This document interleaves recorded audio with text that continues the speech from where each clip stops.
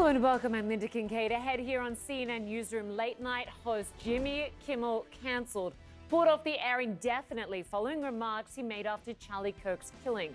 Critics say it's the latest assault on free speech in the U.S. under the Trump administration. And more than a year after his death in a Russian prison, the widow of opposition leader Alexei Navalny says she now has evidence he was poisoned. Plus, King Charles and Donald Trump celebrate their country's alliance at a lavish dinner in the UK, while protests against the US president's visit break out across London. Live from Atlanta, this is CNN Newsroom with Lynda Kinkade. We begin this hour with a developing story about the increasing influence of political power on the US media. ABC is pulling late-night show Jimmy Kimmel Live off the air indefinitely following pressure from the Trump administration.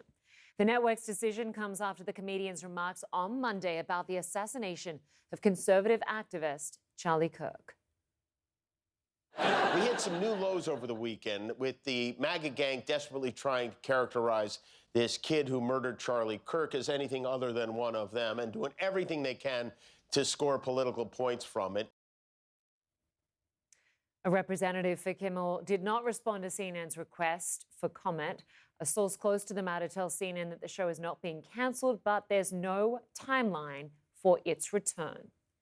Well, the backlash against Kimmel started when two major owners of ABC-affiliated stations said they would preempt the show. The chairman of the Federal Communications Commission said this on a right-wing podcast.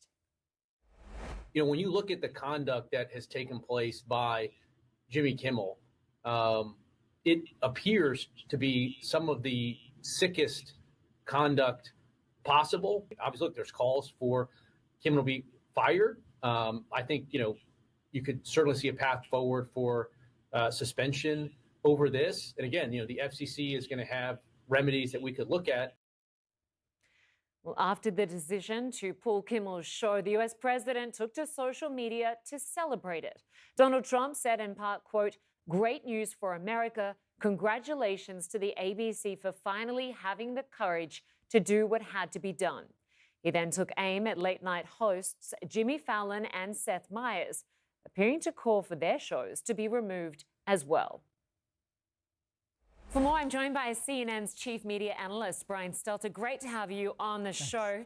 Brian, this is an extraordinary turn of events. Is this a case of another talk show host cancelled for political reasons? This is extraordinary, and it does come, as you're alluding to, just a few weeks after CBS canceled Stephen Colbert's show, The Late Show.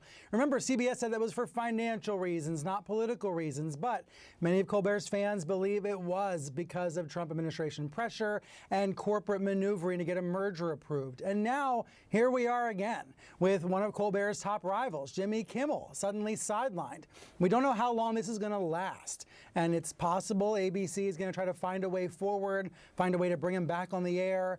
But right now, this is a dramatic escalation in the Trump administration's pressure against media companies and an example of another media company capitulating under that pressure. And let's remember, Disney, of course, the parent company of ABC, arguably started this wave of capitulation because it was last December, before President Trump was taking office for the second time, when Disney agreed to pay his future presidential library $15 or $16 million in order to settle a lawsuit he had filed against ABC. So we are seeing more of the same, waves of capitulation from major media companies in the U.S. And when we look back on the past week, Brian, on the day of Charlie Kirk's murder, a week ago, Kimmel took to social media to express his condolences. And he said that he, on behalf of his family, he wanted to send love to the Kirks, to the children, to the parents, and of course to any innocent person who falls victim to senseless gun violence. So what exactly did Jimmy Kimmel say after that triggered such a strong reaction? Right.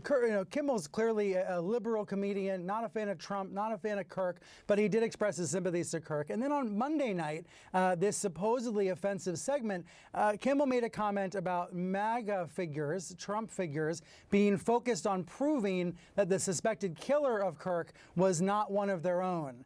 He talked about MAGA figures trying to score political points. So he did not directly say anything about the suspect's ideology. He pointed out that pro-Trump figures were trying to say, hey, he's not one of us, he's not one of our own, he's not from the far right or from the right wing. So this is something that happened on Monday night on TV. Starting around Tuesday afternoon, there was some online attention around this, some conservative websites and pro-Trump TV shows starting to complain about Kimmel. This noise didn't really get really loud until Wednesday when FCC Chairman Brendan Carr weighed in. And that was a very, very unusual move by Carr. No past FCC chair in the U.S. waded into politics the way that Carr has in the past 6 months or so. So how significant is it that the Trump administration, the FCC, have applied this pressure directly to a major network? And Brian, what reaction are you seeing to the president's post on Truth Social calling for the removal of two other late-night hosts, Seth Meyers and Jimmy Fallon? Right. Trump takes this very personally. He, talked about retribution before being reelected. And to him, this is a form of retribution. It's a form of revenge, getting these late-night comedians off the air, whether it's CBS canceling Stephen Colbert or now ABC sidelining Kimmel. And, there's always complications. There's always explanations for why these things are happening. But when you break it down very simply, it reeks of Orbanism, referring to Viktor Orban of Hungary. What we've seen in Hungary over the past decade or so is an attempt to control and consolidate the media by making media owners fall in line, by punishing independent outlets, by weakening public broadcasting. And we're seeing some of those exact same moves now applied in the U.S. by President Trump and by his allies. In this case, trying to pressure private companies into falling in line and doing the bidding of the administration.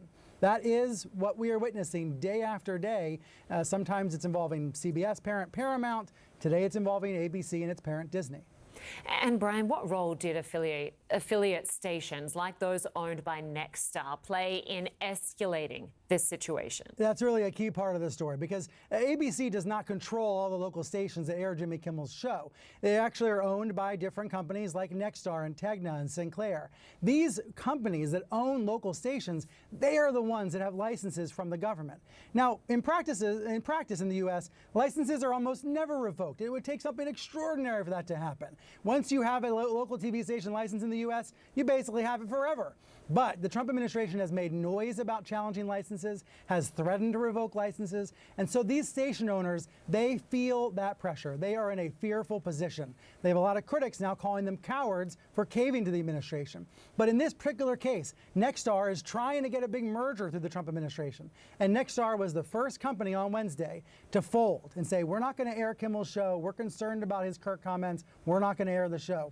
Within minutes of Nexstar making that announcement, ABC yanked the show nationwide. Now, the next steps, those are up to ABC and those are up to Kimmel. We don't know what Kimmel will do. We don't know if ABC will bring the show back. But for the time being, a real chill in the air for anybody who cares about the role of free speech in the United States. This isn't a case of journalism. It's not about a free press per se. We're dealing with comedians in this case, an entertainer. But it still involves the American right to free speech and free expression. And certainly for someone like Jimmy Kimmel, he feels that's under dire threat tonight. Yeah, exactly. Great to have you with us, Chief Media Analyst Brian Stelter. Thanks so much. Thanks.